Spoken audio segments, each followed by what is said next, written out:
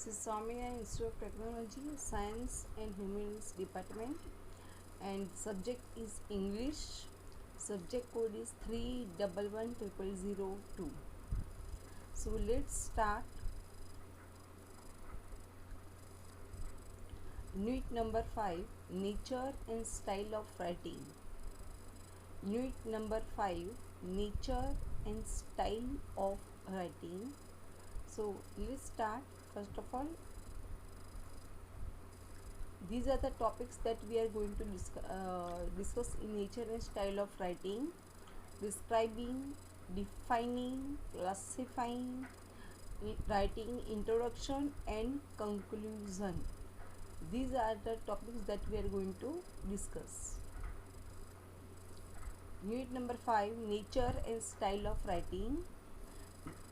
Number 1, describing. The term describing, it means explain in detail. Describe yani whatever you are going to explain, but in detail. When your subject is so tiny or great, you should begin by keen observation, then go with the decision. For example, important details of to your topic also. The primary objective of describing is to make our readers see, feel and hear what we have been felt and heard. When one is describing a period, a place or thing, his or her intention is to uncover a topic through vivid, carefully arranged details. So whatever the writer feel, his task is to feel the same to his reader also. The method of describing: if you want to give a new description of a topic, pay attention and concentration on the details and facts, and illustrate or explain to the readers what you mean. The specific details given by you will create live picture in the reader's mind. By doing so, you can make writing more interesting and easier to understand. Generally, while describing, a writer needs to give more importance to the physical uh, features of a place, object or thing. When reader reads a descriptive passage, he or she should be able to get a mental picture of the thing described. As reader become able to get physical picture in mind, writer's effort is justified in the sense. For example, a classroom can be described as given below.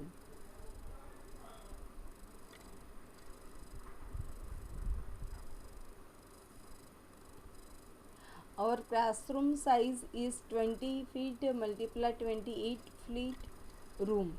It has 4 walls, 6 windows and 2 doors. The wall is painted red in color and the windows are white. The room has 4 fans and 6 tube lights. Besides this, it has one air conditioner also. There are 2 speakers and one projector in the class. 30 benches are arranged in 3 pairs also. The passage helps the students to visualize a typical classroom. So the benefits of describing: the style of describing is beneficial in many ways. Students can enhance the ability to capture a scene or event in writing also. They can be able to paint a picture with words. So whatever they have observed, they can write in detail also. So students can be able to use certain words according to the requirement of content and use adjective and adverbs effectively by giving description of a topic. This will help a student to acquire the skill to critical thinking and experience the objects or places he or she is describing with all their senses. For example, write a description of a drawing room. Write a description of drawing room. A drawing room is very useful hall in the engineering college. It is used to handle engineering graphs for first year students. Generally, this room is bigger than the normal classroom. It is arranged with unique drawing tables with provision for height and angle adjustment. A drawing table has a drawing board on the top. This drawing board can also be adjusted. Each table is painted with a stool for sitting which is quite taller than the ordinary stool. There is a drawing board with chalk duster like a normal classroom. There is a proper distance between two tables so that each student can do his or her work without any disturbance. So, for the drawing purpose, a student should have uh, plastic sheet, A3 sheet, pro cycle, set square, compass, divider, and drafter grams. So the drafter is the main instrument and the diagram. The drawing room has many facilities like lights, fans, and other ventilation facilities. Besides this, there is the facility of a cupboard also in which a student can put his or her working sheet. So self practice. Self practice has described the following topics. So you have to describe any one. Number 2, defining. The term defining means to fix or lay down clearly and definitely, specify distinctly. It is the resource which helps to find out the meaning of lexical unit. Writer is expected to use technique of the expositive and descriptive discourse.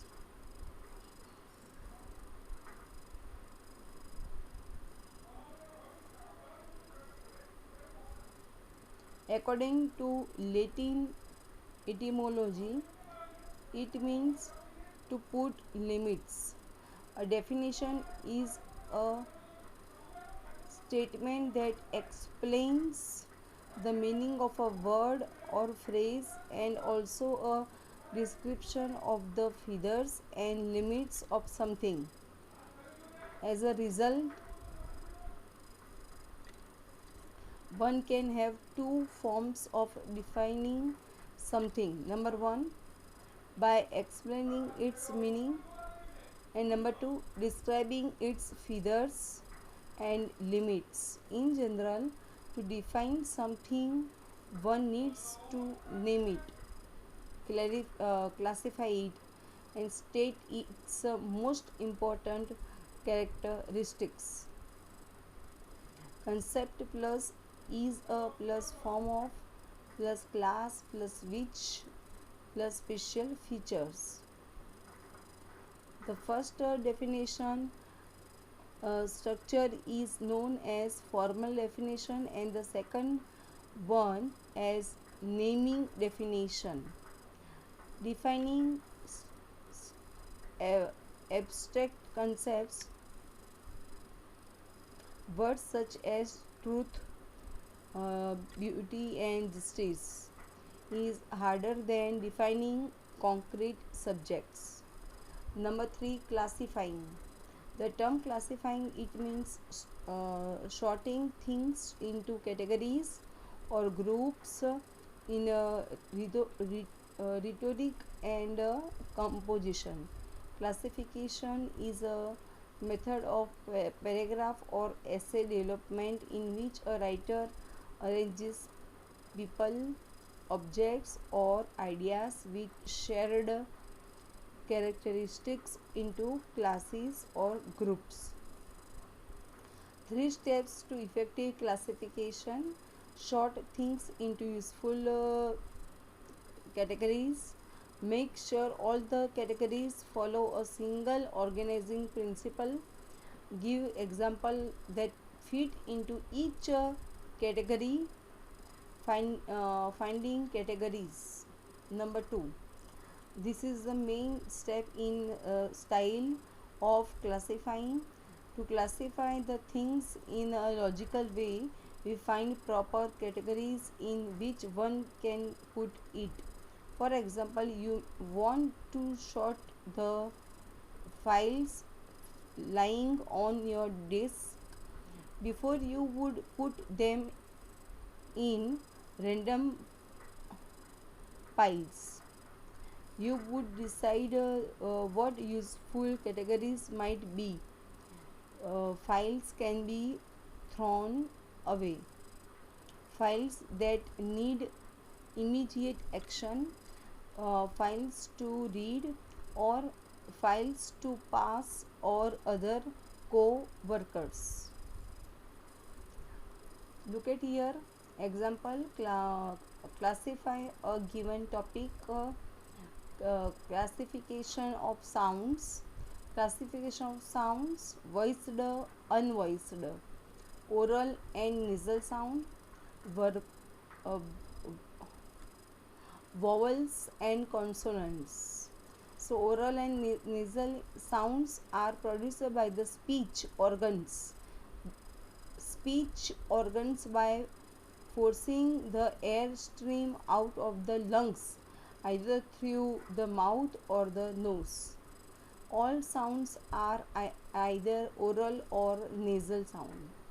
In oral sound, the air is released through the mouth, and in the nasal, the air is released either fully or partially through the nose. For example, oral sounds I, K, H. Nasal sounds NG है, ये NG का symbol है, M, N. Voiced and unvoiced sound.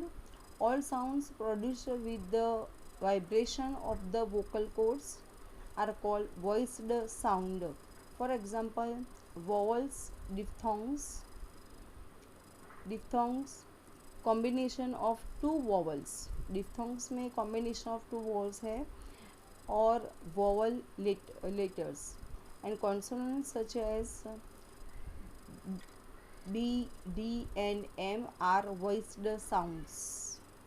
In the production of unvoiced sounds such as P, T, K, S, etc., the vocal cords do not vibrate and the air passes through the wide open glottis. The vibration can be felt by putting the palm of the kind on the Adam's apple. There are total 9 unvoiced sounds: P, K, T, S, F, H, T integration यानी कि T integration च है, theta and श. Vowels and consonants. Sounds are also classified as vowels and consonants on the basis of manner and place of production. In English, uh, all the vowels are oral and voiced. Among the consonants, only there are nasal M, N, Ng, SING. Several oral consonants are unvoiced. There are 20 vowel sounds and 24 consonant sounds in English. 20 vowel sounds.